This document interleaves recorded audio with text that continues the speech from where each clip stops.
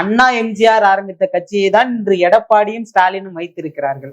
தனியாக நின்று 1% வாங்க திராணி இருக்கிறதான்னு அடிச்சு பேசுறாரு சார். ஏங்க, வழிவழியாக வந்த கொள்கைகளை, அந்த கொள்கைகள் தேவைப்படுகின்ற காலம் வரையிலும் அதற்கு அடுத்தடுத்த வருகின்ற தலைமுறைகள் அதை கொண்டு செலுத்தும்.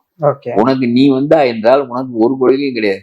அஞ்சலை அம்மாளுக்கு ஒரு கட் அவுட், அம்பேத்கர் ஒரு கட் அவுட், பெரியாருக்கு ஒரு கட் அவுட், காமராஜருக்கு ஒரு கட் அவுட், அண்ணாவுக்கு ஒரு கட் அவுட். ஒருவருக்கு எதிரானவர்கள் எல்லாருமே. காமராஜர் அண்ணாவும் ஒருவருக்கு எதிரானவர்கள். அஞ்சலை அம்மாள் வகுத்த பொருளாதார சோசலிச கொள்கை என்ன என்று எனக்கு தெரியாது. என்ன, உனக்கு ஜாதி வாரியாக ஓட்டை பெறுவதற்கு ஒரு கட் அவுட் வைத்திருக்கிறாய், நீ எல்லாம் ஒரு சிந்தனையாளனா என்று கேட்கிறேன். அஞ்சலை அம்மாளை வைத்திருப்பதற்கு வடபகுதி மக்களுடைய ஓட்டை பெறுவது காரணம். நாச்சியாரை வைத்திருப்பதற்கு தென்பகுதியில் குறிப்பிட்ட சமூகத்தினுடைய ஓட்டை பெறுவது காரணம். இதெல்லாம் என்ன ஐடியாலஜி இருக்கிறதா? யுகனும் ஐடியாலஜி கேட்டால் அதனால சும்மா யாரையாவது பிம்பங்களை காட்டி காட்டி கட்டவுட்டுகளை பெருக்கி ஓட்டுவாங்க நினைக்கிறாங்க. உன்னால் எப்படி ஆள முடியும்?